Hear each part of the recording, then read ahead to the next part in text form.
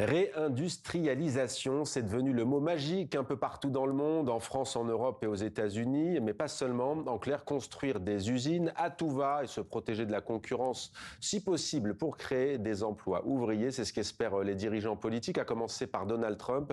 Mais est-ce vraiment la solution? Est-ce efficace? Et est-ce que ce projet peut se révéler au contraire contre-productif? On en parle avec Vincent Vicard. Bonsoir. Bonsoir. Bienvenue à vous. Vous êtes économiste, directeur adjoint du Centre d'études prospectives et d'information internationale.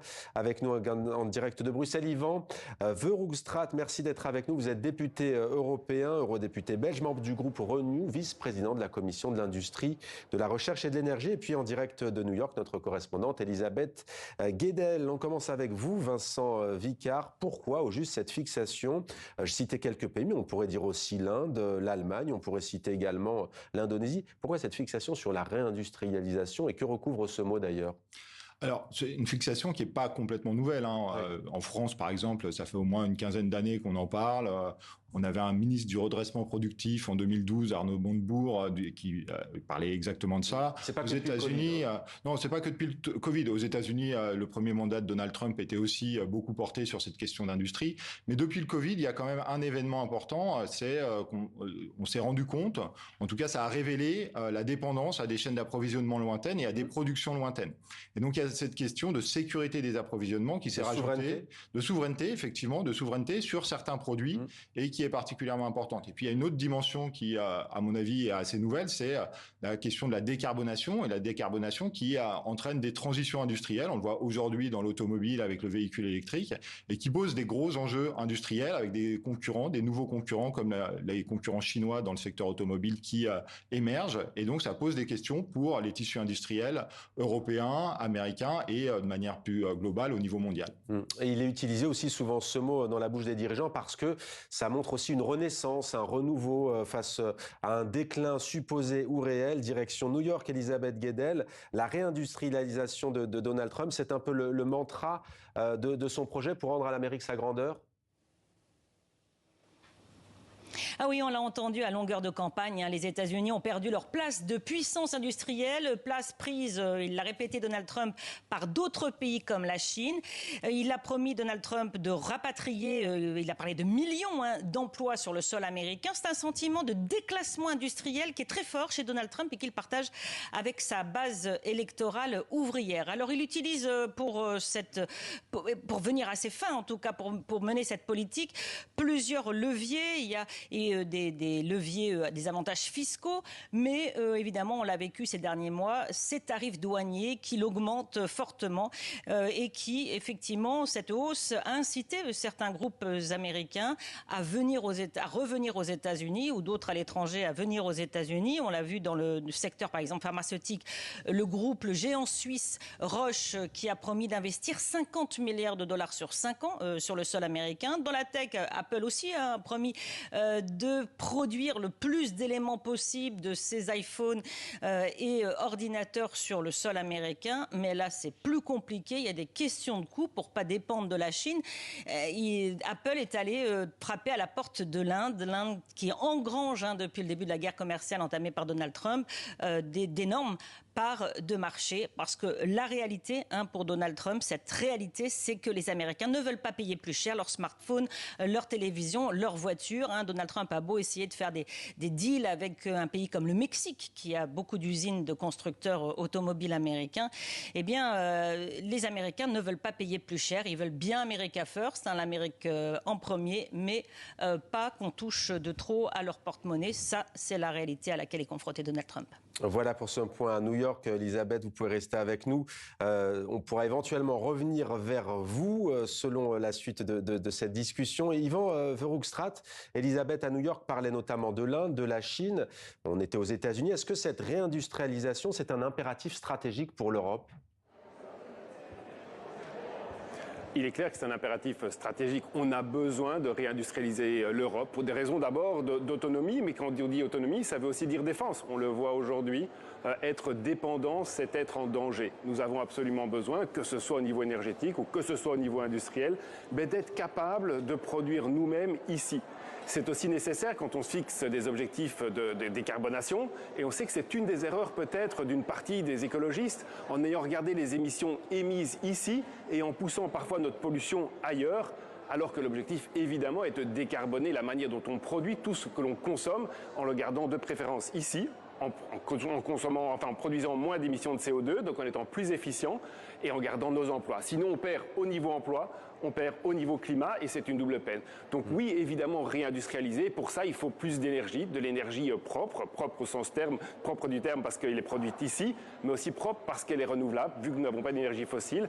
Donc avoir de l'énergie européenne, c'est fondamental pour notre réindustrialisation. Restez avec nous, Yvan Verhoegstraat.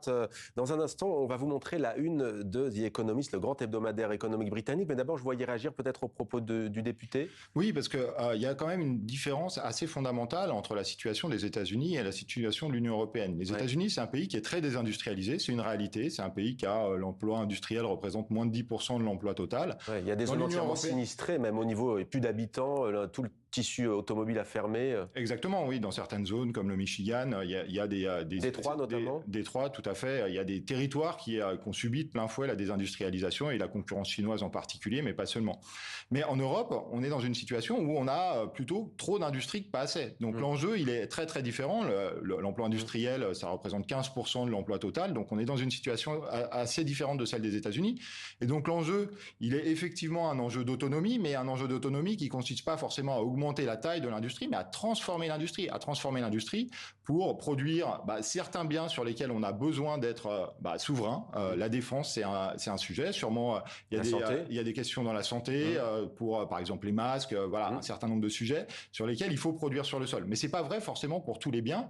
Et il faut aussi accepter que pour d'autres biens, on va exporter vers le reste du monde et donc importer du reste du monde. Alors là, une deuxième économiste, comme promis, la voici, la grande illusion industrielle. Et si cette réindustrialisation vantée par des dirigeants de la planète était en fait un mirage, Vincent Vicard, premier argument des tenants de cette réindustrialisation, ça va créer des emplois bien payés pour des travailleurs sans diplôme. Vrai ou faux? Pour des économistes, c'est plutôt faux.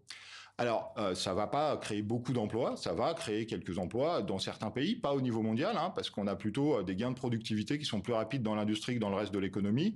Donc, on a une tendance à la baisse de la part de l'emploi manufacturier dans l'emploi total.